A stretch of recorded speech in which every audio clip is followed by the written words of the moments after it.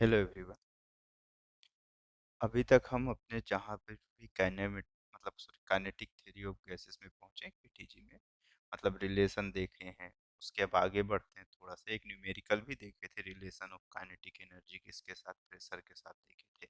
एक ideal gas equation के साथ देखे थे, या काइनेटिक एनर्जी ऑफ मॉलिक्यूल्स पर गैस भी हमने देखा था, जहाँ पर काइनेटिक एनर्जी पर मॉलिक्यूल्स ऑफ गैसेस हमने कितना पाया था कि हमारे पास 3/2 kb इंटू टी था। ठीक है, इस तरह से हमने ये चीजें देखी। उसके बाद अलग अलग तरह से हम उसके न्यूमेरिकल सॉल्व करने की बात कर रहे थे। एक न्यूमेरिकल हमने देख लिया था। अब उसके बाद जस्ट आगे एक न्यूमेरिकल में बढ़ते हैं, जहां पे अब ये क्वेश्चन हमारे पास क्या है, इस cylinder contain a mixture of helium and argon gases in equilibrium at 150 degree centigrade. Question पे क्या बोल रहा है कि एक सिलेंडर है जो कंटेन किया मिक्सचर ऑफ कौन सा, हीलियम एंड ऑर्गन गैसेस का, जिसका इक्विलिब्रियम कहाँ पे है मेरे पास, 150 डिग्री सेंटीग्रेड पे इक्विलिब्रियम पे है। ठीक, उसके बाद फर्स्ट क्या बोल रहा है, what is the average kinetic energy for each type of gas molecule. क्या बोल रहा है, what is the average kinetic energy for each type of gas molecule, कितना होगा। ठीक है, उसके बाद दूसरा क्या बोल रहा है, what is the RMS speed of each type of molecules.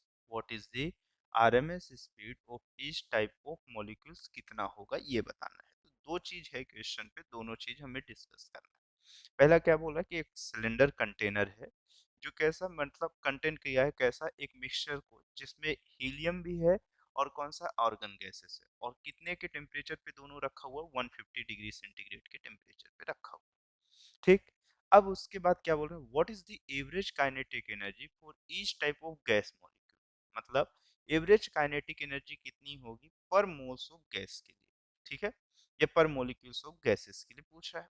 दूसरे में क्या पूछ रहा है, what is the RMS speed of each type of molecules, और उसी में मॉलिक्यूल्स स्पीड की मॉलिक्यूल्स की आरएमएस स्पीड पूछा है। दो बेसिक बेसिक क्वेश्चन पूछा और दोनों को हम तुरंत ही खत्म करने के कगार पे चलते हैं। देखो, एक सिलेंडर कंटेनर है जहां पे टेम्परेचर गिवन है और कुछ भी एक्स्ट्रा चीजेस नहीं गिवन कि मतलब उसका मास कितना है, उसकी स्पीड कितनी है। तो काइनेटिक एनर्जी का टेम्परेचर के साथ हमें एक रिलेशन मालूम है, उस रिलेशन को हम यूज करेंगे, जहां पे एवरेज काइनेटिक एनर्जी जो होती है वो वैल्यू किसके इक्वल होती है हमारे पास, 3/2 इंटू के बी इंटू टी। ठीक, यहाँ पे बोल्ट्जमैन कांस्टेंट है जिसकी वैल्यू फिक्स है, और टी टेम्परेचर है, टेम्परेचर क्वेश्चन पे गिवन है। ठीक, तो बस हम इसकी वैल्यू को यूज करेंगे, जहाँ पे 3/2 और के बी की वैल्यू कितनी होती है, 1.38 इंटू 10 ऑफ कौन सा है, माइनस का 23 है। और टेम्परेचर कितना है, डिग्री सेंटीग्रेड पे है तो केल्विन में चाहिए, तो 273 प्लस ऑफ कितना हो जाएगा, 150 डिग्री सेंटीग्रेड हो जाएगा।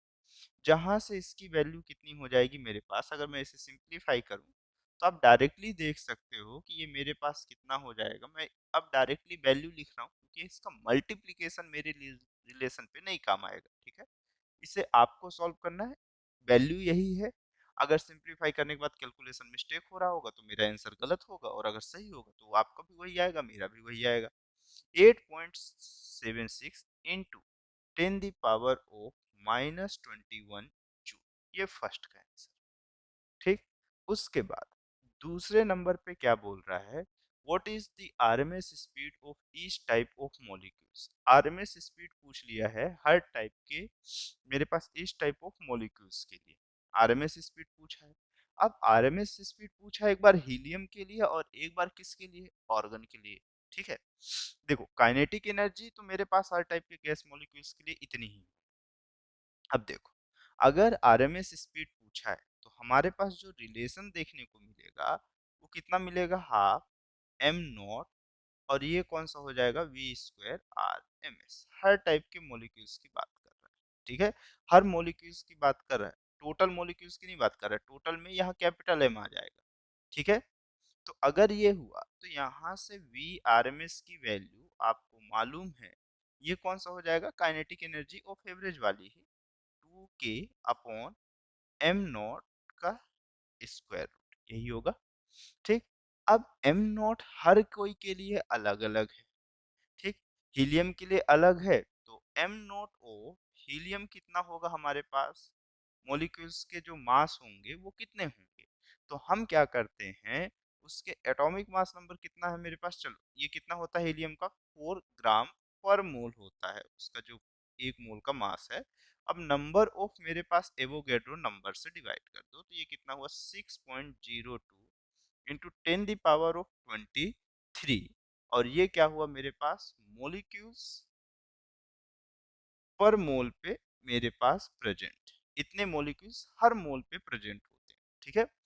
तो ये जब मैं इसको डिवाइड करूंगा तो ये वैल्यू कितनी आ जाएगी मुझे 6.64 इंटू 10 की पावर ऑफ -24 ग्राम, और केजी में चाहिए तो केजी में, अब देखो ये जूल में है तो मुझे केजी में ही चाहिए होगा, ये गारंटी सी बात है। तो इसे जब मैं सॉल्व करूंगा तो 6.64 इंटू 10 की पावर ऑफ -27 केजी आएगा। उसी तरह से मास ऑफ हीलियम के बाद किसके लिए पूछ लिया है, ऑर्गन के लिए बोल दिया है। ठीक। तो ये मेरे पास कितना होता है 39.9 ग्राम पर मोल होता है। इसको डिवाइड कर दो किससे, मोल, मॉलिक्यूल्स पर मोल से डिवाइड कर दो। तो 6.02 इंटू 10 की पावर ऑफ 23 से अगर मैं डिवाइड कर दिया नंबर ऑफ एवोगैड्रो से, तो ये जो वैल्यू आ रही होगी वो मेरे पास 6.63 इंटू 10 की पावर ऑफ -27 ग्राम की, सॉरी केजी के आसपास आए, केजी में बता रहा हूँ। ठीक है। अब यहाँ तक आप देख लो एक बार, है ना। अब यहाँ तक तो आप देख लिए, बस इसकी वैल्यू उठाओ यहाँ पे पुट करो। देखो ये 21 पे है, यहाँ पे यूज करो तो ये कितना हो जाएगा 27 है, 6 आएगा, 3 आएगा, 10 की पावर ऑफ 3 आएगी, तो जो भी वीआरएमएस स्पीड की वैल्यू आएगी वो किस में आ जाएगी हमारे पास, किलोमीटर पर सेकेंड में। तो एक मेरे पास कैसा होगा, मेरे पास रूट मीन स्क्वायर स्पीड किसके लिए, देखो जिसका मास कितना होगा, कम होगा। सही लिखा हूं ना, नहीं नहीं नहीं नहीं, गलत लिख दिया, गलत लिख दिया, ये गलत लिख दिया ना, ये वैल्यू गलत मैं लिखा, एक बार चेक कर लेते हैं। इतना इक्वल इक्वल लगभग लगभग हो रहा है, तो ये डिवाइड होगा तो कितना 5 6 आएगा, 6.63 के ही आसपास। हाँ ठीक है ठीक है, ये इतना होगा, बट ये 10 की पावर ऑफ -23 ग्राम हो जाएगा, जिसकी वैल्यू लगभग लगभग आएगी कितनी मेरे पास 6.63 इंटू 10 की पावर ऑफ कितना हो जाएगा -26 केजी हो जाएगा, ये हो जाएगा। ठीक है। तो V R M S speed किसके लिए मेरे पास, हीलियम के लिए अलग दिखेगा। हीलियम का मास कम है तो उसकी स्पीड कैसी होगी, ज्यादा होनी चाहिए ना, देख लो। हाँ, हीलियम की स्पीड आपको दिखेगी 1.62 किलोमीटर पर सेकेंड, और ये लगभग लगभग उसके हाफ के फॉर्मेट में। तो ये मेरे पास V R M S speed किसके लिए, ऑर्गन के लिए कितने दिखेगी, ऑर्गन के लिए 514 मीटर पर सेकेंड के आसपास दिखेगी, है ना। मैं इस वैल्यू को बहुत ज़्यादा ऐसे नहीं करना चाहता हूँ कि आप इतना ज़्यादा इसको सॉल्व करने पे लग जाओ कि मैं यहाँ पे वीडियो लंबी हो जाए आपके यही क्वेश्चन के सॉल्यूशन देते देते। ठीक है। चल, फिर नेक्स्ट क्वेश्चन पे चले, ये हो गया। चल चल, अब जैसे इस क्वेश्चन की बात करते हैं, तो इस क्वेश्चन पे क्या बोल रहा है, the container shown in figure, the container shown in figure has two chamber separated by partition of volume V1 is equal to 2 liter and V2 is equal to 3 liter. ठीक। The chamber contain N1 is equal to 4 mole and N2 is equal to 5 mole of an ideal gas at pressure 1 atm and 2 atm. Calculate the pressure after the partition is removed and the mixture attain equilibrium. Question पे ये बोल रहा है कि एक cylinder है जिसमें partition किया गया दो अलग अलग पोर्शन पे। एक साइड मेरे पास नंबर ऑफ मोल्स कुछ और है, दूसरे साइड नंबर ऑफ मोल्स कुछ और है, एक साइड वॉल्यूम कुछ और है, दूसरे साइड वॉल्यूम कुछ और है, एक साइड का प्रेशर कुछ और है, एक साइड का प्रेशर कुछ और है।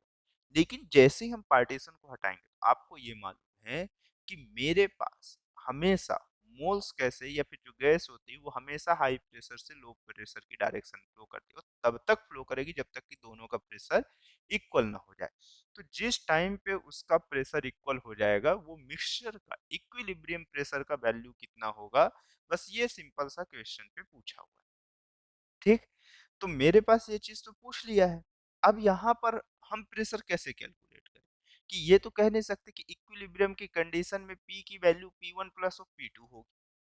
ऐसा तो हम कभी भी कह ही नहीं सकते। अगर मैं ये कह दिया कि मेरे पास इक्विलिब्रियम की कंडीशन में जब प्रेशर सेम होगा, तो मैं ये नहीं कह सकता कि वो प्रेशर की जो वैल्यू इक्विलिब्रियम में होगा वो दोनों के समेशन के इक्वल होगा। ऐसा मैं कभी कह ही नहीं सकता। एवरेज वैल्यू होगी ये भी नहीं कह सकता। एक्चुअल में प्रेशर है और वॉल्यूम है, तो एक चीज जरूर होगा, एनर्जी।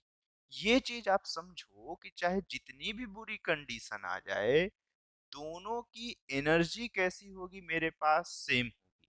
तो मेरे पास ये चीज मालूम है कि एनर्जी कैसा होगा मेरे पास, एनर्जी रिमेन्स कांस्टेंट होगा। एनर्जी रिमेन्स कैसा होगा मेरे पास, कांस्टेंट होगा, जिसकी वैल्यू E1 की वैल्यू E2 के इक्वल होगी, है ना। ऐसा कहूं, या फिर ये तो नहीं कह सकता कि मेरे पास पहले की एनर्जी दूसरे की इक्वल होगी, नहीं। मैं ये जरूर कह सकता हूं कि E इनिशियल की जो वैल्यू है वो किसके, E फाइनल के इक्वल होगी। मतलब इनिशियल टाइम पे जो एनर्जी होगी वो फाइनल टाइम के एनर्जी के इक्वल होगी। ये चीज मैं जरूर कह सकता हूँ। ठीक, अब ये चीज तो मैं कह दिया, यहां तक हमें कोई दिक्कत की बात है भी नहीं। अब एक और इम्पोर्टेंट चीज, कि इनिशियल टाइम का प्रेशर मेरे पास गिवन है। क्वेश्चन में सिर्फ यही बोला, calculate pressure after the partition is remove. तो देखो इनिशियल टाइम पे मेरे पास कैसा था, सभी का इंडिविजुअल का एनर्जी। तो मेरे पास चेंबर ऑफ फर्स्ट की एनर्जी E1 लिख देता हूँ, चेंबर टू की एनर्जी E2 लिख देता हूँ। तो चेंबर वन की जो एनर्जी है वो E1 प्लस ऑफ E2 रही होगी, और फाइनल में दोनों के समेशन के इक्वल हो जाएगी। तो मैं ये भी लिख सकता हूँ कि मेरे पास ई टोटल जो होगा, उसको मैं ई से रिप्रेजेंट करूं, जो कि E1 प्लस ऑफ E2 के समेशन के इक्वल हो। यही तो मेरे पास ई होगा। तो ई की कंडीशन पे मैं कितना लिखूंगा, आपको मालूम है कि मेरे पास कौन सी एनर्जी होगी, 3/2, यही लिखते थे आप, इनटू कितना लिखते हो, पी। वॉल्यूम कितना होगा, वॉल्यूम दोनों का ऐड हो जाएगा। तो मैं ये मान सकता हूँ कि जो टोटल वॉल्यूम होगा फाइनल कंडीशन पे, वो मुझे किसके इक्वल होगा, V1 प्लस ऑफ V2 के इक्वल होगा। तो ये मेरे पास कौन सा हो गया, V1 प्लस ऑफ कौन सा हो गया, V2 हो गया। ये वॉल्यूम होगा।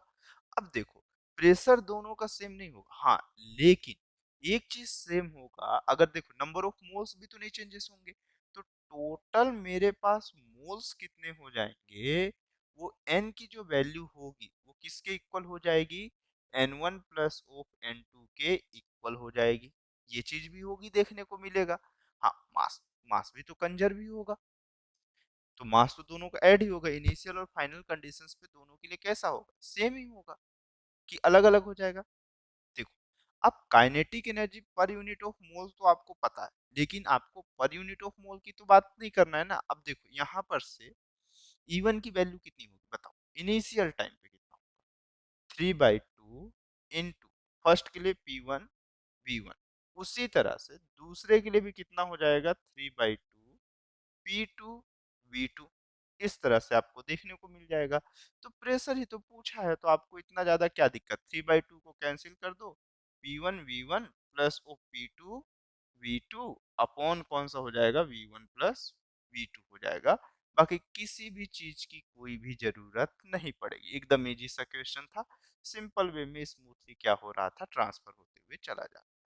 ठीक, चल इसके आगे बढ़े। चल इसके बाद थोड़ा आगे बढ़ते हैं, है ना। अपनी नेक्स्ट हेडिंग के साइड चलते हैं, जहाँ पे हमारे पास क्या है, नेक्स्ट हेडिंग में किसकी बात कर रहा हूँ, मैक्सवेल लॉ की बात करूंगा। किसकी बात करेंगे हम, मैक्सवेल लॉ की बात करेंगे। तो हमारे पास ये कौन सा है, मैक्सवेल लॉ है। Max well law. ठीक, किसके लिए? For for the distribution for the distribution for the distribution of molecular speed of molecular molecular speed. ठीक है, इसके लिए अब बात कर रहे हैं, मतलब मैक्सवेल लॉ किसके लिए? For the distribution of molecular speed के लिए बात करते हैं। ठीक है, चलो देखते हैं क्या क्या है। देखो, यहाँ पे हमें ये समझ में आया कि जो मॉलिक्यूलर ऑफ गैस है, ये किसी कंटेनर के अंदर रखा जाए तो कैसा मोशन करता है? कांस्टेंट मोशन करता है, और फ्रीक्वेंटली क्या करना स्टार्ट करता है? कोलाइड करना स्टार्ट करता है। मतलब एक गैस चेंबर के अंदर सिर्फ एक मोल से, वो इधर से जाएगा, वॉल से स्ट्राइक करेगा, फिर वापस रिटर्न आएगा, जिससे प्रेशर वहां पे क्रिएट हुआ। ये भी सही, कोई दिक्कत की बात नहीं। लेकिन क्या पूरे गैस चेंबर के अंदर सिर्फ एक मोल ही होता है क्या? या सिर्फ एक मॉलिक्यूल्स ही होता है क्या प्रेजेंट? नहीं, ऐसा कभी नहीं हो सकता कि किसी गैस चेंबर के अंदर सिर्फ एक मॉलिक्यूल्स ही प्रेजेंट हो सकता है। अगर हम फिक्स कर दिए कि एक मॉलिक्यूल्स ही है, वो तो फिर ठीक है। एक मॉलिक्यूल्स एकदम फिक्स कर दिए कि नहीं एक ही मॉलिक्यूल्स है, तो चलो ठीक है। लेकिन कई कंडीशंस ऐसी भी आती है जब उस चेंबर के अंदर बहुत सारे होते हैं, और जब हैं तो वो आप आपस में क्या करेंगे? स्ट्राइक करेंगे। अब जैसे जंक्शंस करो कि एक इस साइड से जा रहा है, ठीक, दूसरा किसी दूसरे डायरेक्शन से जा रहा है, या एक की वेलोसिटी स्लो है, एक की वेलोसिटी फास्ट है, या फिर चलो आइडियल कंडीशन पे मानते हैं सभी की वेलोसिटी सेम। तो देखो, एक इस डायरेक्शन से आ रहा है अलग अलग टाइम पे, ये तो नहीं है कि सारे के सारे एक साथ एक साइड वॉल पे स्ट्राइक करेंगे, दूसरा दूसरे वॉल पे स्ट्राइक करेंगे। अगर ऐसा हुआ कि सारे के सारे मॉलिक्यूल्स एक ही डायरेक्शन में मोशन करते हुए अचानक से एक ही वॉल पे स्ट्राइक किए, तो ये वॉल पे एक वॉल पे प्रेशर बढ़ रहा होगा, दूसरे पे जीरो, तो ये टोपल मार जाएगा, हो सकता है। अगर ऐसी कंडीशन बन रही, तो ऐसा होता नहीं है। होता क्या है कि एक मॉलिक्यूल्स इधर से, एक मॉलिक्यूल्स इधर से, अगर दोनों आए स्ट्राइक किए, इधर ये अभी एक जस्ट स्ट्राइक करके फुर्सत हुई, ठीक है, तो मतलब यहाँ पर जैसे स्ट्राइक किए होंगे, तो उस टाइम पे दोनों की वेलोसिटी कितनी हुई होगी? जीरो हुई होगी, या कुछ इंटरचेंज किया होगा वेलोसिटी को या स्पीड को। उसके बाद अब जब ये वापस से आना स्टार्ट किए, फिर से स्ट्राइक हुए, तो जिस टाइम पे स्ट्राइक हुए होंगे उस टाइम पे इसकी स्पीड फिर से जीरो होगी। ठीक, तो हर टाइम इंस्टेंट पे स्पीड कैसा हो रहा होगा? चेंज कर रहा होगा। तो एक स्पीड का रेंज आएगा कि मेरे पास एक आरएमएस स्पीड होगी, एक कौन सी मॉलिक्यूल्स स्पीड होगी, तो एक कांस्टेंट टेम्परेचर पे सिर्फ आरएमएस स्पीड कांस्टेंट होती है, बाकी सब वेरी कर रहा होता है। तो इससे रिलेशन दिखाया किसने? मैक्सवेल। ठीक है, तो ये देखो कि मॉलिक्यूल्स ऑफ जो गैस है being in constant state of कैसा रहता है? मोशन, और फ्रीक्वेंटली क्या करते हैं? एक दूसरे से कोलाइड करते हैं। ठीक है, और कंटेनर से भी, तो जिसके कारण उनकी वेलोसिटी मेरे पास क्या होती है? चेंज करती है। ठीक, अब अगर ये चेंज करती है और सभी पॉसिबल वेलोसिटी में चलती है, जीरो से लेके इनफाइनाइट तक, लेकिन एक सेकंड, जीरो से लेके मैं इनफाइनाइट तक की सभी वेलोसिटी को पॉसिबल कह रहा हूँ।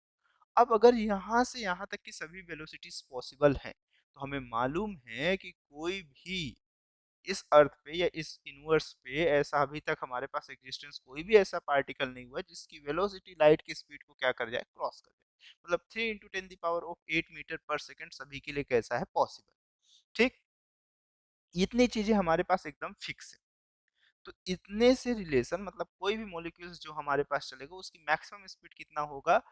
3 × 10⁻⁸ ये, ठीक है।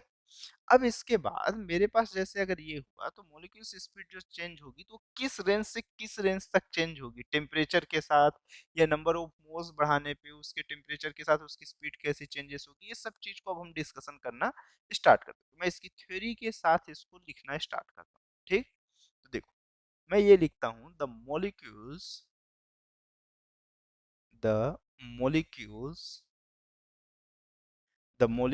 of a gas, the molecules of a gas being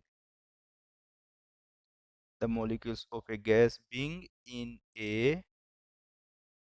a constant state, in a constant state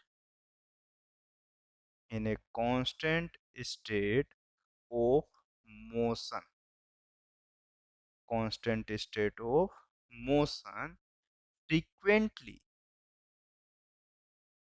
frequently, frequently collide, frequently collide with, frequently collide with each other,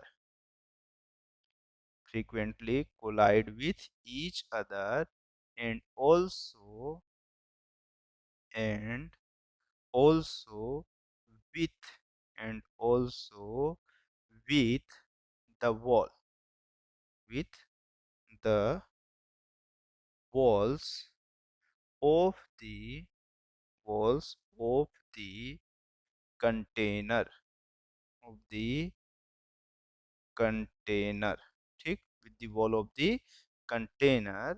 as a result, यहाँ के बाद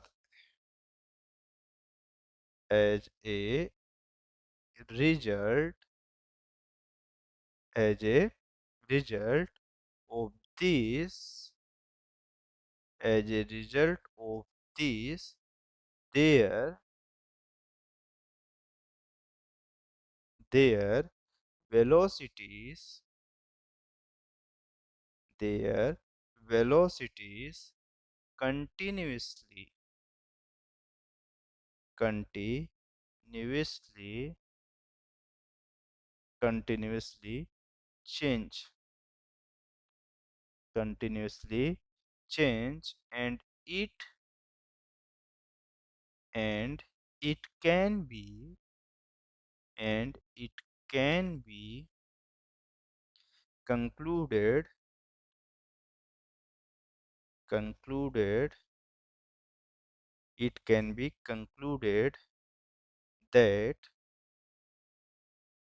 that molecules, concluded that molecules of all possible, of all possible,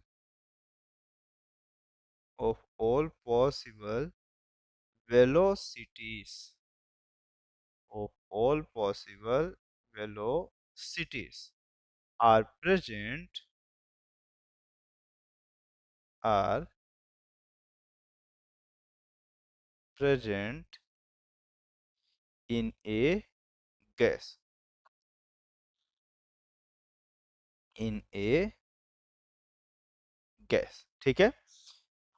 ये चीज हुआ, उसके बाद जो अब कंक्लूजन हुआ कि मेरे पास सिर्फ इसकी रूट मीन स्क्वायर स्पीड जो है वो चेंजेस नहीं हो, ठीक है। तो इसके बाद मेरे पास एक ऐसा हुआ, at a given temperature,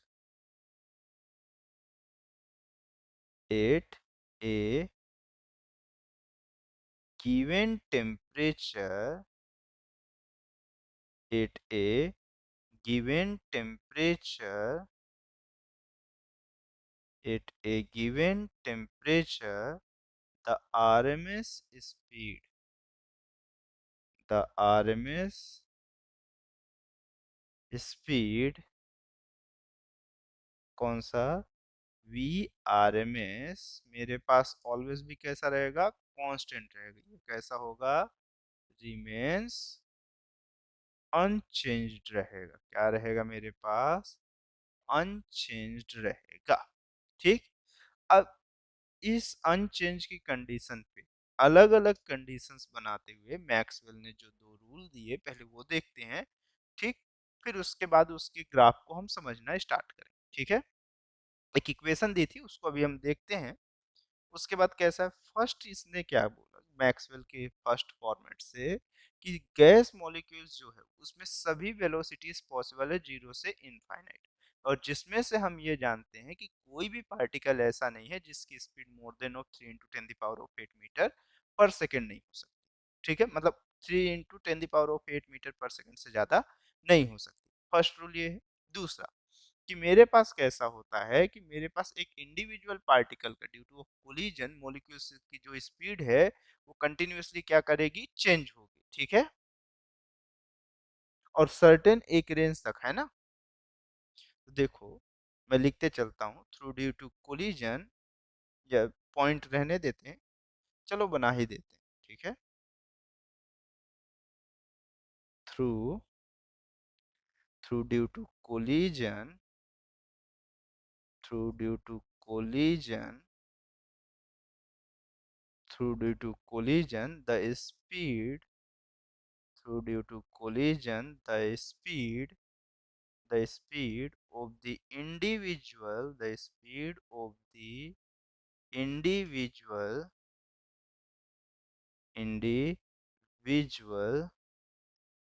molecules,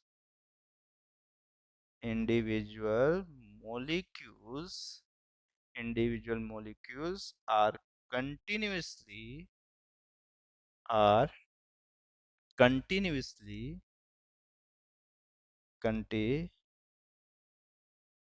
continuously changing, continuously changing the fraction, continuously changing the fraction of the molecules, fraction of the molecules, fraction of the molecules, having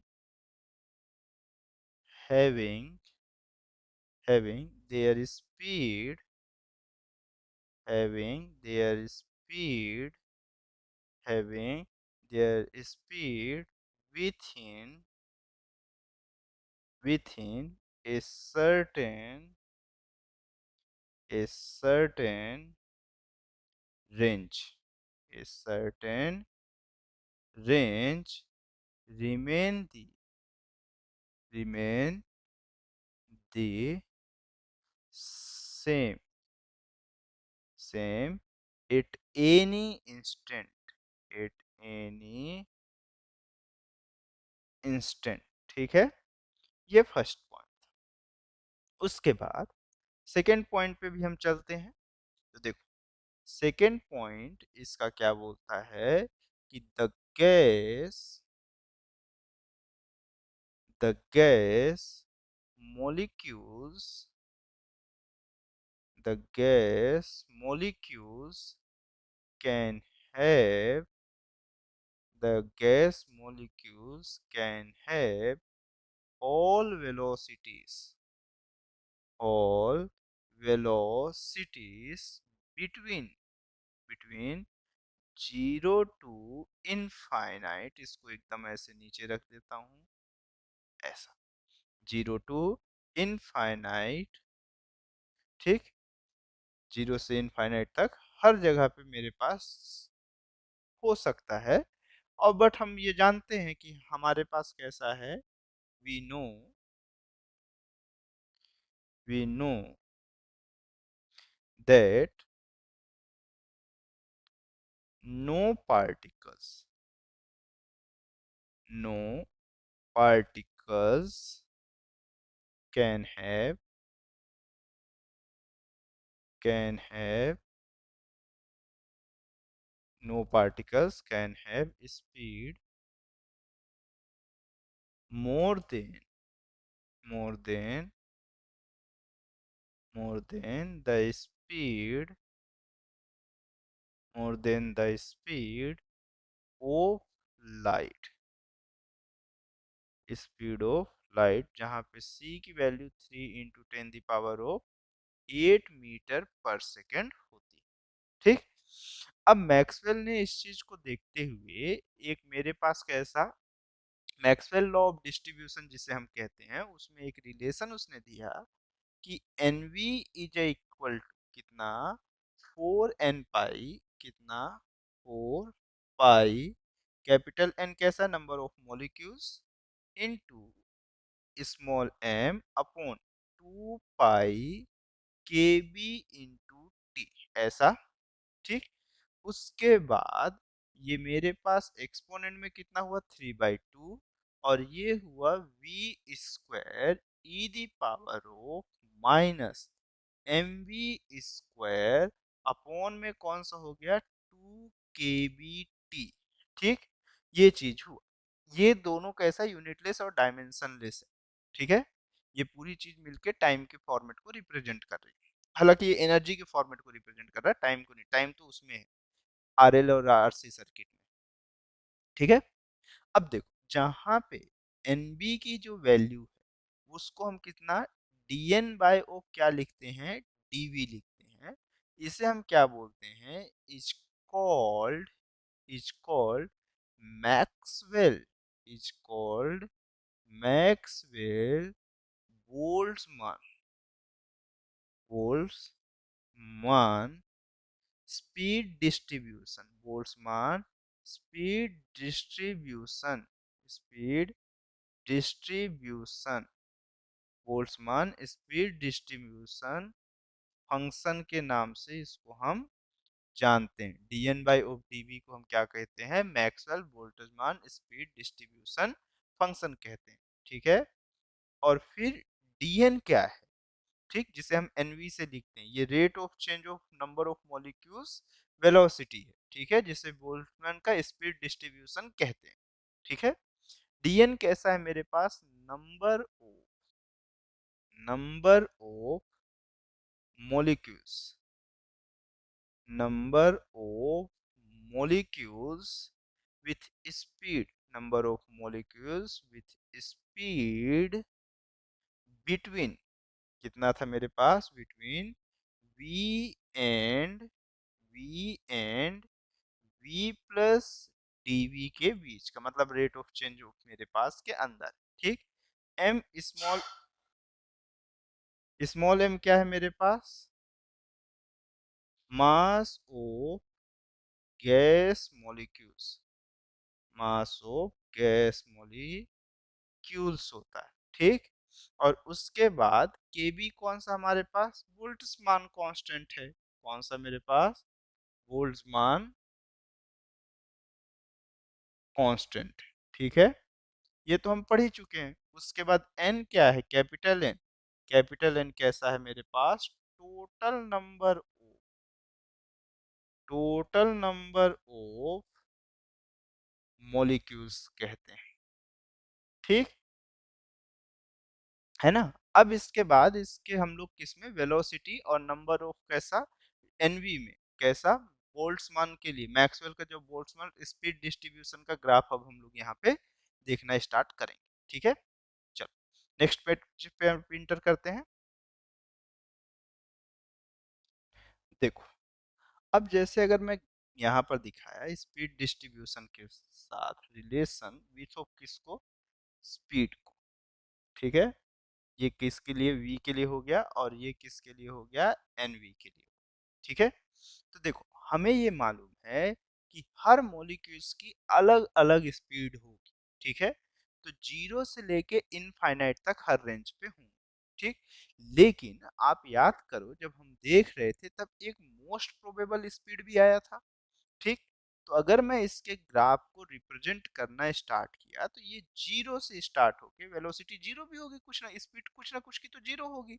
तो हो सकता है जीरो मॉलिक्यूल्स ऑफ रेस्ट पे हो, ये यहाँ से move करते करते करते करते कुछ इस तरह का कर्व बनाते हुए ऐसे जाते हुए इस तरह से चला जाएगा। ठीक है। इनफाइनाइट में जाके इसके इक्विवेलेंट हो जाएगा। अब यहाँ पर समझो कि जैसे अगर v प्लस हो, v प्लस डी क्या है, अगर जैसे मैं ये बोला कि एक छोटे से पॉइंट के लिए मैं एक स्मॉल पोर्शन को कट कर लिया, इस पोर्शन को, तो अब जैसे इस पोर्शन को कट किया तो इसकी यहाँ पर वैल्यू कितनी है, v है, तो यहाँ पे कितना होगा, v plus O D V. ठीक।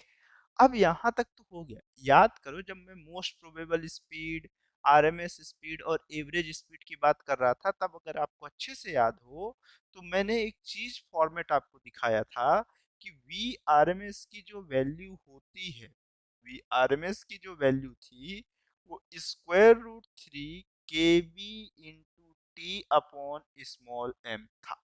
ठीक। अगर मैं स्क्वायर रूट थ्री को बाहर निकालूं तो 1.73 के आसपास ही आएगा, जो कि के बी टी बाय ओ कौन सा है मेरे पास, स्मॉल एम है। ठीक। ये इक्वेशन फर्स्ट हुआ।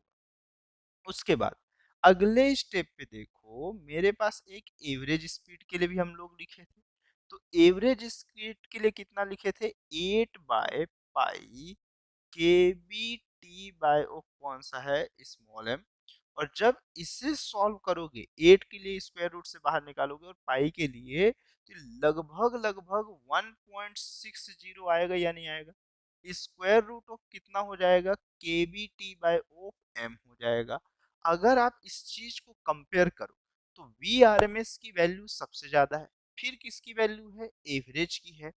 फिर और ज्यादा अगर कंपेयर करो तो एक मोस्ट प्रोबेबल आया था जिसके लिए हम वैल्यू कितना लिखे थे, 2 kBt ऑफ कितना, एम था। अगर वो जो बोल्ट्जमान सॉरी मैक्सवेल का जो इक्वेशन है या मैक्सवेल लॉ जो है स्पीड डिस्ट्रीब्यूशन के लिए, उससे अगर ड्राइव करोगे तो ये चीज दिखना स्टार्ट होगी। और जब इसे देखना स्टार्ट करोगे तो ये 1.41 के आसपास आएगा। और ये kBt ऑफ कौन सा है, अब इन तीनों इक्वेशन पे देखो तो आपको एक चीज दिखना स्टार्ट होगा कि सबसे ज्यादा जो स्पीड है वो किसकी है मेरे पास, वी आर एम एस की वैल्यू सबसे ज्यादा है। फिर उसके बाद किसकी है मेरे पास, सबसे उसके बाद देखो 1.60 किसकी है, वी एवरेज की है। फिर देखो उससे भी कम किसकी है, मोस्ट प्रोबेबल स्पीड है। तो देखो जो सबसे ज्यादा मॉलिक्यूल्स जिस स्पीड पे चल रहा होता है वो मॉलिक्यूल्स की, मतलब अगर मैं मान के चलो 10 मॉलिक्यूल्स है जिसमें से जिसकी सबसे ज्यादा जो सबसे ज्यादा स्पीड पे चल रहा होगा वो मोस्ट प्रोबेबल स्पीड होगा।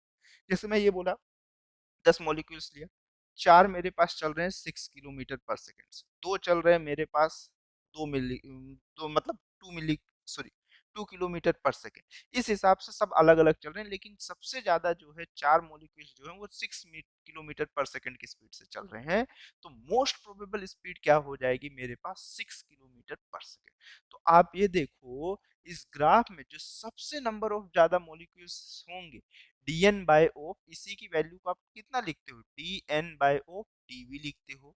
नंबर ऑफ मॉलिक्यूल्स मतलब rate of speed changes of कैसा, rate of change of molecular speed के लिए जो मेरे पास आप देखते हो तो सबसे ज्यादा आपको कहां पर देखने को नंबर ऑफ मॉलिक्यूल्स की स्पीड है, वो मेरे पास इस रीजन पे है। जो ग्राफ का सबसे पीक पॉइंट रहेगा वो मोस्ट प्रोबेबल स्पीड के इक्वल होगा। उसकी वैल्यू को हम कौन सा कहते हैं, मोस्ट प्रोबेबल स्पीड कहते हैं। तो ये वे पॉइंट जो देखने को मिलेगा वो वी एम पी देखने को मिलेगा। अब उसके थोड़ा ही सा आगे जाओगे तो आपको क्या देखने को मिल जाएगा, एवरेज वैल्यू। ठीक, एवरेज वैल्यू अब देखो मोस्ट प्रोबेबल के इस साइड अब कोई स्पीड आपको नहीं देखनी, ना एवरेज मिलेगी ना आरएमएस मिलेगी।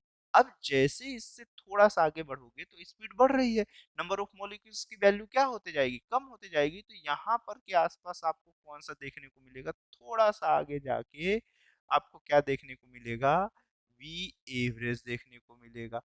और थोड़ा सा अगर आप आगे चले गए इसी ग्राफ में, तो अगर आप थोड़ा सा आगे जाओगे तो आपको जो सबसे ज्यादा कॉन्स्टेंटली फॉर्मेट देखने को मिलेगा वो कौन सा हो जाएगा, यहाँ पर से वी आर एम एस हो जाएगा। ठीक, इतनी चीजें आपको समझना है।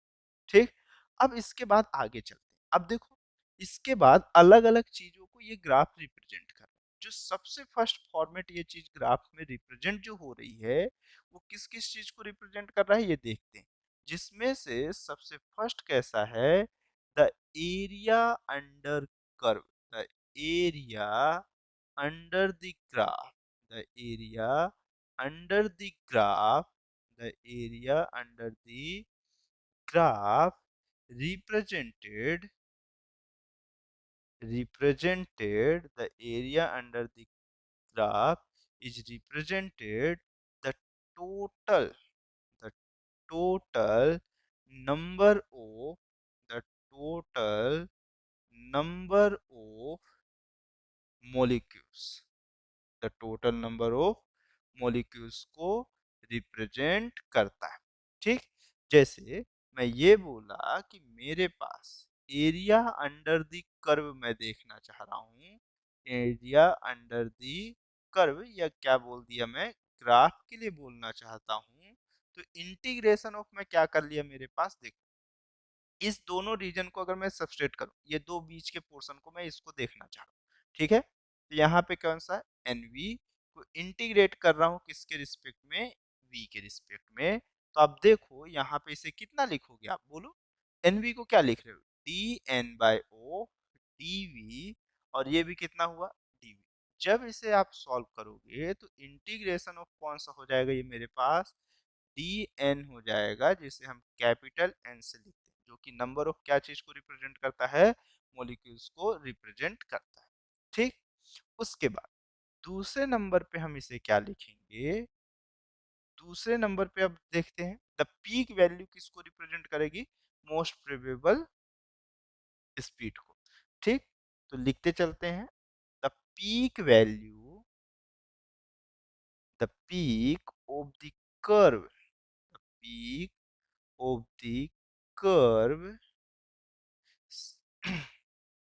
Curve, curve suggested,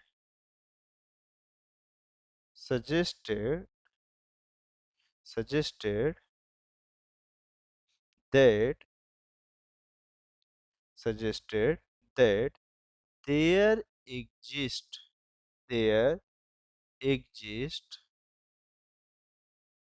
there exist a speed, there exists a speed corresponding, corresponding to which, corresponding to which the number is the number of molecules, number of molecules, number of molecules is maximum, is maximum। ठीक, और मेरे पास इसी speed को हम क्या कहते हैं, most probable speed कहते हैं। ठीक है, उसके बाद अब इसके बाद अलग अलग रीजन्स को अलग अलग फॉर्मेट में दिखाएगा कि लेफ्ट साइड के पोर्शन की एरिया, थर्ड में क्या मैं लिख देता हूं कि area of, area of left side, left side from most probable, या कैसा, from V M P is less than, is less than, is less than, compare, is less than, is less than compared to area of right side. ठीक, तो मतलब right side की area कैसी होती है, ज्यादा होती है कंपेयर टू कैसा, लेफ्ट साइड के। ठीक है, अब देखो फोर्थ नंबर पे जो सबसे लोवेस्ट नंबर का मॉलिक्यूल जिस स्पीड पे होगा वो जीरो होगा, और जो सबसे कम नंबर के जो मॉलिक्यूल सबसे कम स्पीड पे और सबसे ज्यादा स्पीड पे मिलेंगे वो लगभग लगभग जीरो और इनफाइनाइट पे मिलेंगे। ठीक है, तो फोर्थ नंबर लिख लेते हैं कि the number of molecules, the number of molecules with, the number of molecules with too low, with too low and too high, and too high speed, and too high speed is very small, is very, is very small as the function of, as the, as the function of, as the function, as the function nv, nv is 0।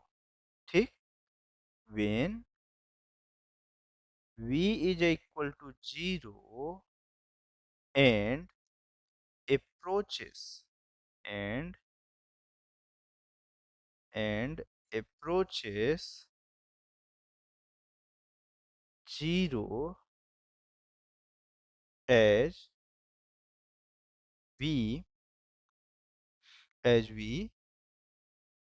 approaches approaches infinity। ठीक है, इतनी चीज है। अब देखो, अब अगर मैं ये बोला कि मेरे पास कैसा होगा, कि मेरे पास जो मॉलिक्यूल्स V से लेके V प्लस dV के अंदर कितना आएगा, तो उसके अंदर की एरिया के अंदर की इक्वल आएगा शेडेड रीजन के अंदर, ये तो आपको पता ही। ठीक, अगर मैं टेम्परेचर इंक्रीज करूँ क्या बढ़ेगा मेरे पास, बताओ। अगर मैं टेम्परेचर इंक्रीज करता हूँ तो वेलोसिटी बढ़ना स्टार्ट होती है। तो जितना ज्यादा मैं टेम्परेचर बढ़ाऊंगा, ग्राफ उतना ही कैसा शिफ्ट होते जाएगा, राइट साइड शिफ्ट होते जाएगा। तो फिफ्थ नंबर पे लिखते चलते हैं, as increases the temperature, as the temperature increase, as the temperature increase, तो हमारे पास क्या क्या होगा, इस चीज को देखते चलते हैं। तो ये मेरे पास यहाँ से कौन सा हो जाएगा, ये एन वी हो जाएगा, और ये कौन सा हुआ, वी हो गया। तो ये यहाँ पर से जो वैल्यूएशन निकलेगी, ये कैसी निकलेगी, कुछ ऐसे ही निकलेगी। ठीक, उसके बाद अगर ये मेरे पास T1 टेम्परेचर के लिए, तो उसके बाद अगर मैं T2 टेम्परेचर के लिए देखूंगा, तो ये कुछ ऐसा ही जाएगा। तो ये मेरे पास कौन सा है, T2। ठीक, तो T1 की वैल्यू ग्रेटर देन ऑफ कौन सा होगा मेरे पास, T2 होगा। यहाँ पे अगर मैं टेम्परेचर को इंक्रीज करूंगा तो ग्राफ मेरा किस साइड शिफ्ट होना स्टार्ट होगा, राइट साइड शिफ्ट होना स्टार्ट होगा। तो जितना ज्यादा मैं टेम्परेचर इंक्रीज करूंगा, ग्राफ मेरा राइट साइड शिफ्ट होते जाएगा, और मोस्ट प्रोबेबल स्पीड की वैल्यू धीरे धीरे क्या होती जाएगी, कम होती चली जाएगी। तो उसके बाद देखो ऐसा, फिर उसके बाद कैसा, द डिस्ट्रीब्यूशन कर्व। अब इसी में पहला पॉइंट लिखते चलता हूं मैं, कि the distribution the distribution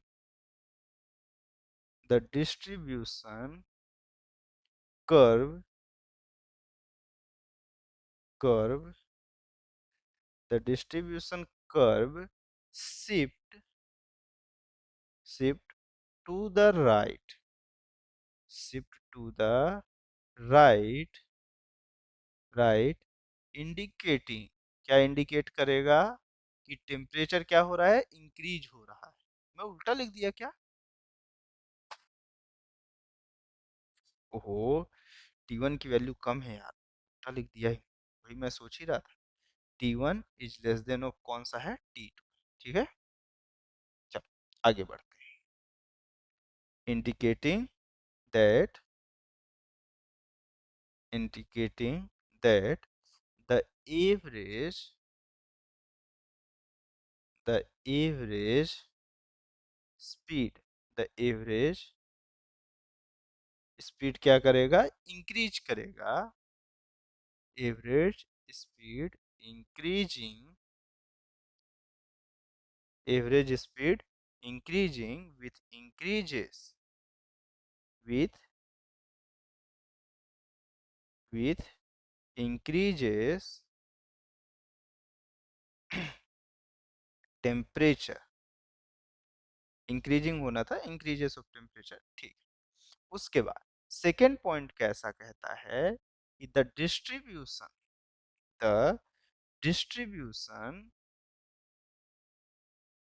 distribution curve क्या होना स्टार्ट होगा, ब्रॉड होना स्टार्ट होगा। The distribution curve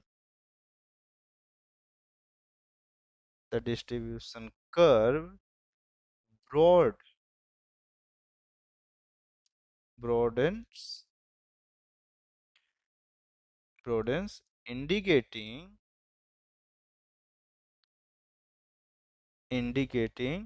that the range that the range of speed increasing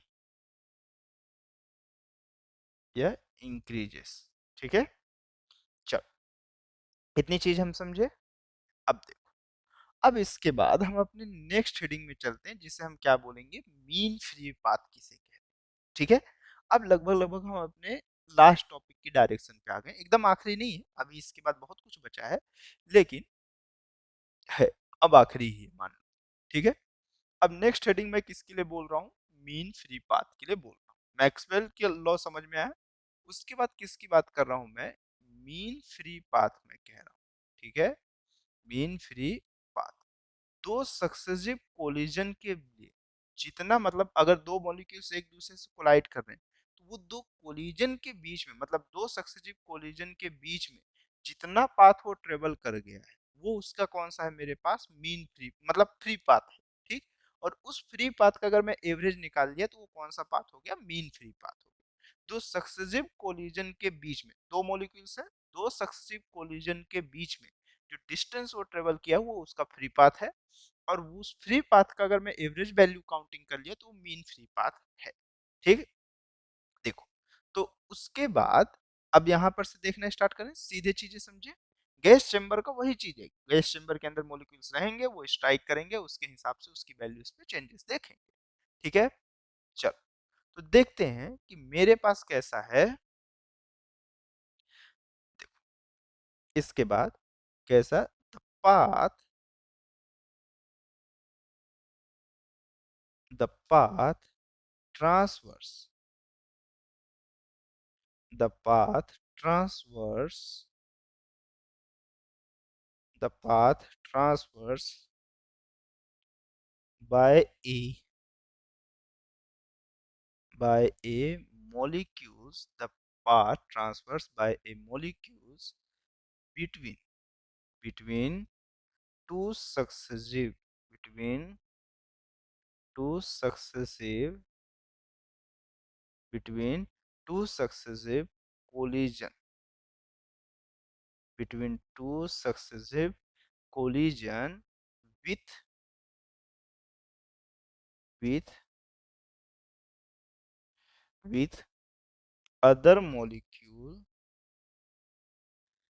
with other molecules with other molecules is called is called is called the free path, is called the free path। ठीक। अब देखो, उसके बाद इसी के बाद देखते हैं, तो हमारे पास सभी पाथ इक्वल हो ऐसा कोई जरूरी नहीं है। तो since all the free path, या फिर since all the free path since all the free path are not are not of the not of the not of the same length, not of the same length, we define। ठीक। अगर same नहीं है तो हम उसे कैसे define करेंगे, mean free path से। तो फिर उसके बाद कैसा है, we define we define a more useful a more useful quantity more useful quantity known as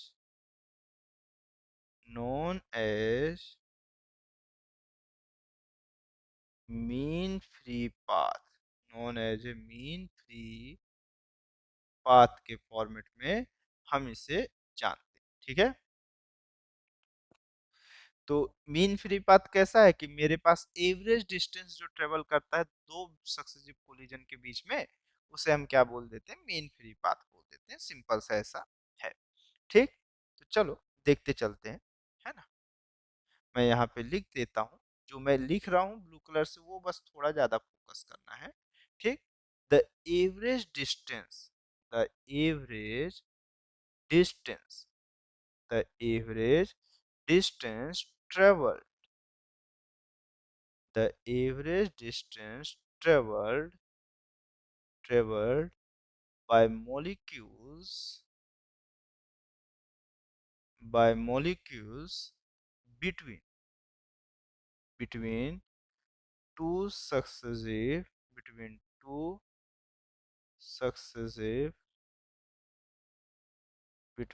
successive collision collision each called the mean free path, the mean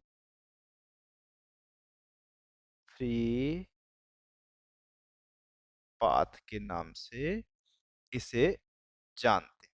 ठीक है, अब देखो मीन फ्री पाथ के लिए वैल्यू कितनी होगी, तो ये समझो, तो लेमडा इज इक्वल टू, हम इसे कितना कहेंगे कि टोटल डिस्टेंस, कैसा, total distance total distance travelled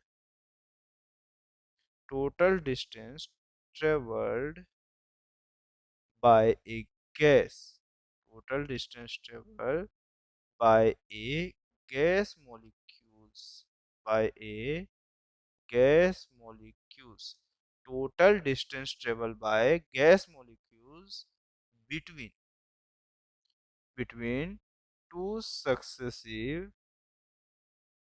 two successive collision two successive collision upon में क्या लिखेंगे, अपॉन में कैसा, total number of collision, total number of collision, कैसा, लेमडा को कैसा, एक कैसा, टोटल डिस्टेंस जो ट्रेवल कर रहा है कुल दो सक्सेसिव कोलिजन के बीच में upon total number of collision के रेशियो को हम क्या कह देते हैं, मीन फ्री पाथ कह देते हैं। ठीक है, अब देखो यहाँ पर से एक चीज समझने की कोशिश करना, जो जो मैं बताऊंगा उससे चीजों को कॉन्सेप्ट क्लियर करना। देखो जैसे अगर मैं एक गैस चेम्बर लिया, ठीक है, इस तरह से मैं कंसीडर करते चल रहा हूँ, तो यहाँ पे मॉलिक्यूल्स कैसा, कोई सा भी ऐसा एट्रेंडम सा मोशन करता हुआ इस तरह से चला जाएगा।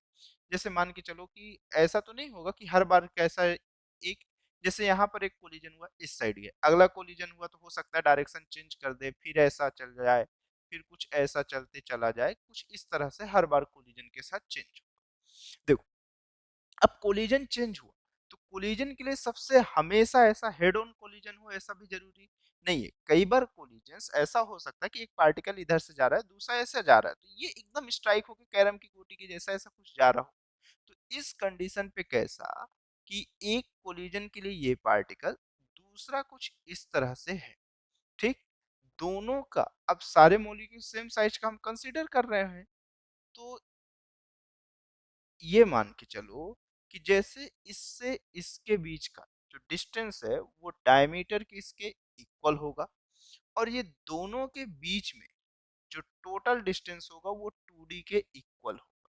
ये चीज हम जानते हैं, जो कि इसका कैसा है, मेरे पास एक्चुअल कोलिजन का फॉर्मेट है।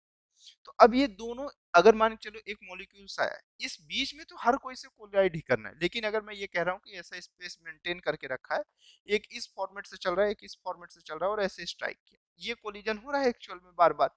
तो अब देखो ये यहाँ पर एक स्ट्राइक, फिर दूसरे में अगले में जाके, तो ये एक पूरा सिलेंड्रिकल स्ट्रक्चर को घेर के रखेगा। देखो इसके ऊपर अब कोई भी, अगर ये दोनों के बीच में, इस रीजन के बीच में जितने भी मॉलिक्यूल्स होंगे वो इससे कोलाइड करेंगे, लेकिन उसके बाद वाले तो नहीं कोलाइड करेंगे। तो जो हमारे पास यहाँ पे इसका इक्विवेलेंट कोलिजन का जो पोर्शन आएगा उसका डायमीटर कितना होगा, हमारे पास यहाँ पे 2D के इक्वल होगा। किसके इक्वल होगा, मेरे पास 2D के इक्वल होगा, जिसे हम क्या कहते हैं कि ये इक्विवेलेंट, कौन सा है मेरे पास, इक्विवेलेंट कोलिजन कहलाता है। कौन सा कोलिजन कहलाता है, इक्विवेलेंट कोलिजन कहलाता है।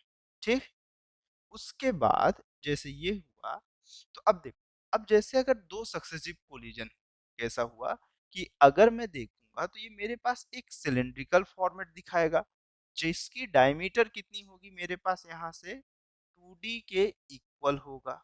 ठीक, अब अगर इस लाइन को मैं ऐसे लेके जाऊं तो ये पॉइंट ऑफ ए है, पहला कोलिजन यहाँ पे हुआ, तो दूसरा कोलिजन किसी डिस्टेंस ऑफ कहाँ पे हो रहा है मेरे पास, बी डिस्टेंस पे हो रहा है। ठीक, कितने टाइम के बाद हो रहा है, बी टाइम के बाद हो रहा है। कितने टाइम के बाद, बी टाइम के बाद। तो इस कोलिजन से इस पॉइंट तक उसकी वेलोसिटी हर टाइम पे चेंज होगी, तो उसकी एवरेज स्पीड कितनी है मेरे पास, वी एवरेज है। अगर मैं ये बोल रहा हूँ कि T J equal to zero पे हो रहा है और second collision T J equal to T में हो रहा है, तो इस सिलेंडर की लेंथ कितनी होगी, इस सिलेंडर की जो लेंथ होगी वो एवरेज स्पीड इनटू टाइम के इक्वल होगी। यही चीज तो होगा। ठीक, तो अब अगर मेरे पास ये हुआ, तो मैं ये पूछ रहा हूँ जहां पर ये जो मेरे पास होगा मॉलिक्यूल्स इस तरह के स्पेस को कवर करते हुए चला जाएगा, जिसके स्पीड मेरे पास कौन सी हो जाएगी, एवरेज स्पीड में वी एवरेज के फॉर्मेट से लिखते चलो।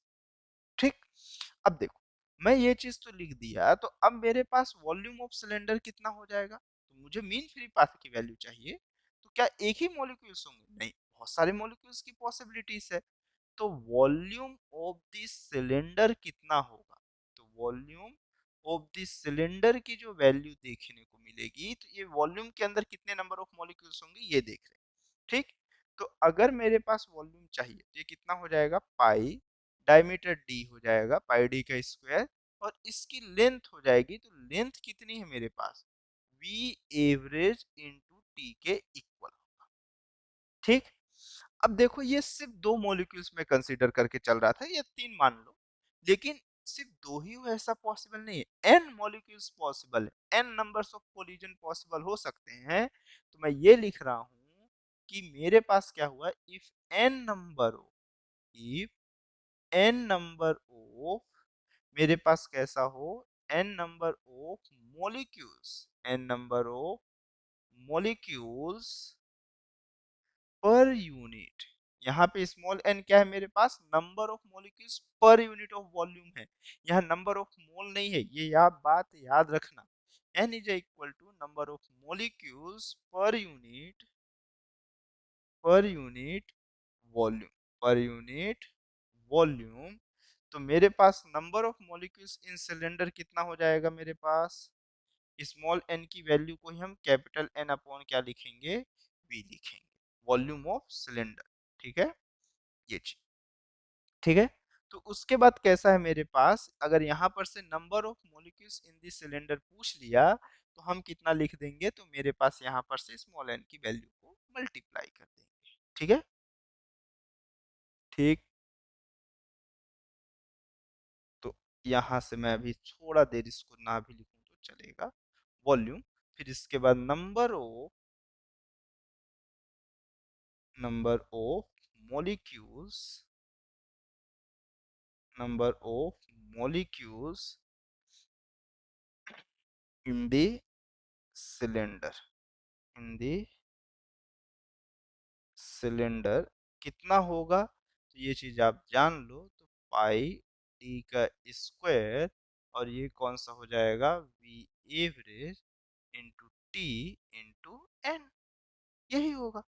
ठीक, तो कितने नंबर ऑफ मॉलिक्यूल्स होंगे, ये अगर मैं लिख रहा हूँ कि मेरे पास स्मॉल एन की वैल्यू कितना है मेरे पास, कैपिटल एन अपॉन वी है। ठीक, तो नंबर ऑफ मॉलिक्यूल्स अगर फाइंड करना है तो स्मॉल एन इनटू वी कर दो, तो मेरे पास ये वैल्यू आ जाएगी।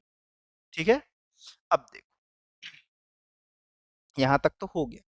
अब आप क्या कहते हो, मीन फ्री पाथ के लिए कैसा होता है, टोटल लेंथ, दो सक्सेसिव कोलिजन के बीच में टोटल डिस्टेंस चला है, तो टोटल डिस्टेंस कितना चला है आप देखो, वी एवरेज इनटू क्या लिखोगे, टी लिखोगे, अपॉन नंबर ऑफ मॉलिक्यूल्स जिसे आप कैपिटल एन से रिप्रेजेंट करते हो। तो number of molecules in cylinder कितना हो जाएगा, pi D square V average into T into small N. तो आप देखो टी से टी क्या हो जाएगा, कैंसिल आउट हो जाएगा, जहां पर से आप इसे कह सकते हो कि lambda is equal to V average upon में कितना हो जाएगा मेरे पास, पाई डी स्क्वायर, और ये हो जाएगा वी एवरेज इंटू कितना हो जाएगा, यही चीज देखने को मिलेगा। ठीक, चलो इसके बाद ये हुआ। अब कोलिजन की फ्रीक्वेंसी की बात करते हैं। ये मीन फ्री पाथ आ गया, V average upon, O V average cancel नहीं किया क्या मैं, sorry, V average cancel out हो जाएगा ना, एक ही चीज को मैं बार बार कैसे यूज कर रहा हूँ। ठीक है, ये सिर्फ होगा। ये कौन सा मेरे पास मीन फ्री पाथ है। ठीक है, ये सिर्फ फ्री पाथ है, बोलो, ये बोलो ये क्या चीज है मेरे पास, बोलो। देखो इसमें हमने ये एजम्पशन किया है कि पूरा पार्टिकल हमारे पास किस में था, एक मोशन में था, बाकी कैसा था, रेस्ट। लेकिन ऐसा नहीं है, और भी तो हैं, वो भी तो मूव कर रहे होंगे, और अगर वो मूव कर रहे होंगे तो यहाँ से मेरे पास ये वैल्यू का अभी काम बचा हुआ है। ठीक है, हम लोग इसमें जो एजम्पशन किए हैं, मोलिक्यूल्स इन द सिलेंडर, हमने यहाँ तक कैसा किया है, we derived in the assumption, we derived on the assumption, on the assumption, on the assumption that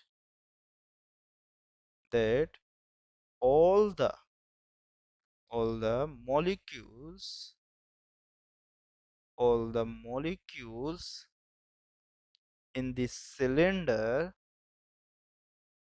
in the cylinder, in the cylinder are eight,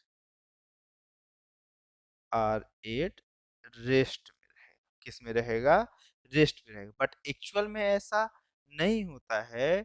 तो मैक्सवेल लॉ ऑफ डिस्ट्रीब्यूशन से अगर हम ये देखें कि मेरे पास फ्रॉम मैक्सवेल लॉ डिस्ट्रीब्यूशन से कैसा होगा, फ्रॉम मैक्सवेल्स लॉ से, from Maxwell law for speed distribution के हिसाब से ये चेंज हो जाएगा 1/√2 पाई डी स्क्वायर एन। यही चीज देखने को मिलेगा या नहीं मिलेगा। ठीक, तो ये मुझे देखने को मिलेगा कौन सा मेरे पास मीन फ्री पाथ, जब सारे पार्टिकल्स मोशन पे हैं। तो एक्चुअल पे जो हमारे पास करेक्ट है वो ये है, जो हमें याद रखना है वो ये है, आइडियल कंडीशंस के लिए ये है। ठीक है, चलो फिर उसके आगे बढ़ते हैं। अभी इस चीज को याद रखना, ठीक है, डी डायमीटर है, डी क्या चीज को है, डायमीटर को है। अब देखो इसके बाद अगर मैं आगे बढ़ा, तो अब किसकी बात कर रहा हूं मैं, कोलिजन फ्रीक्वेंसी की बात करता हूँ। इसी पे देखते चलते हैं हम, किसकी बात कर रहे हैं, कोलिजन फ्रीक्वेंसी की बात कर रहे हैं, कि कोलिजन फ्रीक्वेंसी किस तरह से देखने को मिलेगा। ठीक है, तो कोलिजन फ्रीक्वेंसी हमारे पास कैसा होगा, देखो number of collision in T second में कितना होगा, ये चीज देखते हैं। तो मैं अगर ये फाइंड किया, तो ये नंबर ऑफ कोलिजन पर सेकेंड को ही आप क्या बोल देते हो, नंबर ऑफ कोलिजन पर सेकेंड को ही आप क्या बोल देते हो, कोलिजन फ्रीक्वेंसी बोलते हो। ठीक, तो देखो number of, number of collision, collision per unit, number of collision per unit time, that is क्या होगा मेरे पास, collision, that is collision frequency होगा। दैट इज कैसा हो जाएगा, कोलिजन की फ्रीक्वेंसी हो जाएगा। तो फ्रीक्वेंसी इज इक्वल टू 1/टी होगा। तो अब टी सेकेंड में नंबर ऑफ कोलिजन कितने होंगे, देखो जितने नंबर ऑफ मॉलिक्यूल्स होंगे वो सब तो कोलाइड करेंगे ना, जितने सारे मॉलिक्यूल्स होंगे वो सब कोलाइड करेंगे। तो आप क्या करोगे, नंबर ऑफ मॉलिक्यूल्स से बस डिवाइड कर, देखो मेरे पास F क्या हो जाएगा, या मैं ये बोलूं कि since number of collision in T time पे कितना हो। ठीक है, मैं ये अगर लिखा कि number of collision, number of collision in time T में, number of collision in time T में कितना हो जाएगा मेरे पास, तो देखो पाई डी स्क्वायर, और ये कौन सा हो जाएगा वी एवरेज इंटू टी, और ये कौन सा हुआ था, एन। जितने नंबर ऑफ मॉलिक्यूल से सारे कोलाइड करेंगे, तो फ्रीक्वेंसी क्या होता है, फ्रीक्वेंसी तो 1/टी होता है। तो मेरे पास कितने नंबर ऑफ कोलिजन हुए पहले, pi D square V average, ये 1 सेकेंड की बात हो रही है, इतने नंबर ऑफ कोलिजन हुए अपॉन टाइम से डिवाइड कर दो, तो टी और टी क्या हो गया, कैंसिल आउट, तो फ्रीक्वेंसी इज इक्वल टू मेरे पास pi D square V average into N हुआ। यही तो देखने को मिल रहा है, यही देखने को मिल रहा है। अब देखो, अब जब इसी में, अभी मैं मैक्सवेल लॉ नहीं डिफाइन किया, मैं एक को मोशन पे एज्यूम कर रहा था, बाकी सब रेस्ट पे था। तो अब मैं इसी पे अगर क्या अप्लाई कर दिया, अप्लाइंग कर दिया कौन सा मेरे पास, मैक्सवेल, मैक्सवेल का कौन सा मेरे पास, Maxwell law of distribution, Maxwell law of distribution को अगर मैं अप्लाई कर दिया, तो मेरे पास इसी की जो फ्रीक्वेंसी देखने को मिलेगी वो कितनी मिलेगी, square root two pi D square V average into N देखने को मिलेगा। ये फ्रीक्वेंसी हो जाएगी, ठीक। अब अगर ये फ्रीक्वेंसी हो गई, एवरेज ऑफ फ्रीक्वेंसी हो गई, तो अभी कुछ कुछ आप देखो, तो इसी फॉर्मेट से अगर आप देखो तो यहां पर से वी एवरेज को छोड़ के बाकी square root pi D lambda की वैल्यू आप कितना लिख रहे थे, 1/√2 pi D square into N ही तो लिख रहे थे। तो जो फ्रीक्वेंसी की वैल्यू है वो कितनी हो जाएगी, वी एवरेज अपॉन मेरे पास कितना, लेमडा के ही इक्वल तो होगी। मतलब फ्रीक्वेंसी जो है वो मीन फ्री पाथ के इनवर्सली प्रोपोर्शनल होगा, मतलब जितना छोटा मेरे पास कैसा होगा, मीन फ्री पाथ होगा, फ्रीक्वेंसी उतनी ही कैसा होती जाएगी, ज्यादा हो जाएगी, मतलब उतना ही तेज तेज बॉडी क्या करेगा, कोलाइड करेगा, ठीक। उसके बाद अगले स्टेप पे देखो, तो मेरे पास कौन सा है, मीन फ्री टाइम, कौन सा मेरे पास, मीन फ्री टाइम की बात कर रहे हैं, किसकी बात कर रहे हैं, मीन फ्री टाइम का। तो कितने टाइम तक वो बॉडी पार्टिकल मेरे पास फ्री है, या मेरे पास मीन फ्री पाथ कितना है, ठीक। अब मेरे पास कैसा है, the inverse of collision frequency को हम क्या बोलते हैं, the inverse of collision frequency is the average time between two successive collision, ठीक है। मतलब कोलिजन फ्रीक्वेंसी का इनवर्सली प्रोपोर्शनल ही तो टाइम है ना भाई। मैं लिखते चलता हूं, देखो, the inverse of, the inverse of collision, the inverse of collision frequency, the inverse of collision frequency is the average time, average time between two successive collision, या between collision, कोलिजन, मतलब दो कोलिजन के बीच का जो time बचता है उसी को हम क्या कह देते हैं, मीन फ्री टाइम कहते हैं। भाई दो कोलिजन के बीच का जो टाइम रहा है फ्रीक्वेंसी का इनवर्सली प्रोपोर्शनल, ये तो मेरे पास मीन फ्री टाइम हो जाएगा। Average time between, average time between collision and is called, and is called and is called the mean free path, is called the mean free, sorry path बोल रहा हूँ, mean free time, ठीक। अब देखो यहां तक तो हमें कहीं पर भी कोई तकलीफ नहीं थी, ठीक है।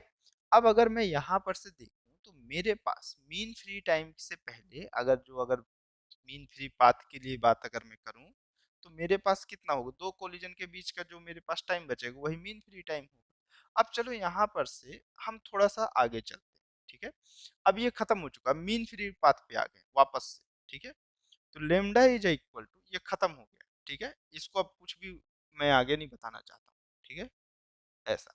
अब फिर से मैं थोड़ा सा पीछे साइड आ रहा हूँ, जहाँ पे हम लेमडा इज इक्वल टू कितना लिख रहे थे, स्क्वायर रूट टू पाई, यही था, डी का स्क्वायर इंटू कितना था, एन था, डी का स्क्वायर था क्या? था। यही चीज था, ये लेमडा की वैल्यू थी। सोच लो, यही लेमडा की वैल्यू थी। बहुत सही। यहां तक हमें कोई भी तकलीफ कैसी भी तरह से नहीं। अब अगर नहीं थी, तो अब मेरे पास ये स्मॉल एन की वैल्यू प्रॉब्लम क्रिएट करती है, जहां पे small N is equal to number of molecules per unit of volume. यही है, यही है। अब देखो, इस कैपिटल एन को, नंबर ऑफ मॉलिक्यूल्स को आप किससे रिप्रेजेंट करोगे? अगर पीवी इज इक्वल टू, आप कितना लिखते हो? Small N into R into T लिखते हो। स्मॉल एन क्या है? ये नंबर ऑफ क्या है? मोल है। ये कैसा है? Number of molecules per unit of volume है। तो इस स्टेप को आप स्मॉल एन को किससे लिखते हो मेरे पास? Number of molecules upon Avogadro से डिवाइड कर देते हो, एवोगैड्रो नंबर से, तो नंबर ऑफ मोल्स आ जाते हैं। Number of molecules upon Avogadro number. तो जहां से PV is equal to capital N into KV into TV तो आप लिखते हो, जहां से एन बायो वी की वैल्यू आप कितना पा रहे हो कि ये मेरे पास कितना हो गया है? पी बाय ओ के बी टी भी तो लिख सकते हो आप। ये यही तो है number of molecules per unit volume, जिसे आप कितना लिख सकते हो? पी बाय ओ के बी इंटू टी। ये इक्वेशन फर्स्ट हुआ और ये इक्वेशन सेकेंड हुआ। तो आप अगर ये दोनों को कंपेयर कर रहे हो, तो lambda is equal to 1/√2 pi D square into कितना लिखोगे? पी बाय ओ के बी इंटू टी। आप देखो तो आपको सब चीज कांस्टेंट है, √2 और पाई कांस्टेंट है, मतलब मीन फ्री पाथ किन बातों पे डिपेंड कर रहा है? तो इस चीज को समझो कि मीन फ्री पाथ जितना ज्यादा प्रेशर होगा, उतना ज्यादा मीन फ्री पाथ होगा। ठीक। अच्छा, देख लो अभी भी कुछ उल्टा पुल्टा नहीं लिख दिए हो? ऐसे कैसे पॉसिबल? गधो। ये स्मॉल एन के इक्वल है भाई। इसकी वैल्यू यहाँ पर रखोगे, प्रेशर बढ़ाने से मीन फ्री पाथ कम होना चाहिए, ये K B T upon of P के इक्वल होना चाहिए। मतलब मैं ये कह रहा हूँ, यहाँ पर से नोट डाल के अब लिखना स्टार्ट कर रहा हूँ। सबसे इंपॉर्टेंट पोर्शन यही है इस पूरे मीन फ्री पाथ में। पहला, लेमडा की value directly proportional of temperature होना चाहिए, बाकी सब कांस्टेंट है। आप लिख सकते हो कि के बी स्क्वायर रूट टू और पाई, ये सब कैसा है मेरे पास? कांस्टेंट है। और दूसरे स्टेप में मेरे पास कैसा होगा? जितना ज्यादा डायमीटर होगा उतना ही छोटा मीन फ्री पाथ हो जाएगा। और थर्ड स्टेप में जितना ज्यादा प्रेशर होगा, उतना ही छोटा मेरे पास मीन फ्री पाथ मिलेगा। ठीक। अब अगर ये चीज है, तो अगले स्टेप पे देख सकते हो, यहाँ पर अगर डायमीटर के साथ रिलेशन देख रहे हो, तो डेंसिटी, अब देखो टेम्परेचर इनवर्सली प्रोपोर्शनल ऑफ किसका होता है? डेंसिटी का होता है। तो ये डेंसिटी भी मेरे पास कैसी होगी? क्योंकि जितनी ज्यादा डेंसिटी, टेम्परेचर वॉल्यूम के साथ रिलेट करेगा, और ये चीज मेरे पास डायरेक्टली रिलेट कर जाएगी किससे? मास से। ठीक। तो मेरे पास अगर यहाँ पर से ये रिलेशन देखने को मिला है, तो मैं अगर इसके ग्राफ को अलग अलग टाइम पे रिप्रेजेंट करना स्टार्ट करूं, तो मुझे फर्स्ट स्टेप में जो ग्राफ देखने को मिलेगा, किसके बीच में? लेमडा और डेंसिटी के बीच में। तो आप समझो कि लेमडा और डेंसिटी के बीच का ग्राफ कैसा होगा? एक्सपोनेंशियली डिके करेगा, मतलब जितनी ज्यादा डेंसिटी उतना ही छोटा मीन फ्री पाथ। ठीक। और मास के कैसा होगा? डायरेक्टली प्रोपोर्शनल हो जाएगा। तो लीनियरली वेरी करेगा आपके पास, कुछ इस तरह से वेरी करते हुए जाएगा। उसी में तीसरे स्टेप में अगर चलो, तो प्रेशर के साथ भी तो इनवर्सली प्रोपोर्शनल था भाई। तो प्रेशर के साथ अगर इनवर्सली प्रोपोर्शनल है, प्रेशर के साथ इनवर्सली प्रोपोर्शनल है, तो यहाँ पर भी एक्सपोनेंटियली डिके करेगा। और तो और यहाँ के बाद लेमडा की वैल्यू टी के साथ अगर देखोगे, तो ये भी मेरे पास क्या करेगा? इंक्रीज करेगा। ठीक। अब कई लोगों को बस इस चीज में प्रॉब्लम हो रहा है कि ये एम कैसे लिखा? डेंसिटी इज इक्वल टू क्या लिखते हो? मास पर यूनिट वॉल्यूम, यही होता है। फिर तो एक्चुअल में ये यहाँ पर से रिलेट ही नहीं करता है। ठीक है। ये मोलिक्यूल्स के मास की बात हो रही है। ठीक है, मास बढ़ रहा होगा तो उसकी वेलोसिटी डिक्रीज करेगी। वो उस रिलेशन से, वो इस टेम्परेचर के साथ नहीं है, फोर्थ रिलेशन होता है lambda is directly proportional to M. ठीक। चलो, तो यहाँ पर से टोटल आपको 4 ग्राफ मिले हैं, चारों के अलग अलग फॉर्मेट देखने को मिल रहे हैं। ठीक है, एक ए, ये बी, ये कई बार डिराइव करने के लिए आते हैं, या मतलब आपसे पूछे होते हैं, तब आपसे ये बनना चाहिए। ठीक। वीडियो काफ़ी लंबी हो जा रही है, तो इस चीज़ को ध्यान पे रखते हुए मैं इतने में ही ख़त्म करता हूँ। नेक्स्ट पार्ट पे क्वेश्चन देखेंगे, डिग्री ऑफ फ्रीडम देखेंगे और थोड़े बहुत न्यूमेरिकल भी देखेंगे। ठीक है, इस पार्ट के लिए इतना। Okay, thanks for watching.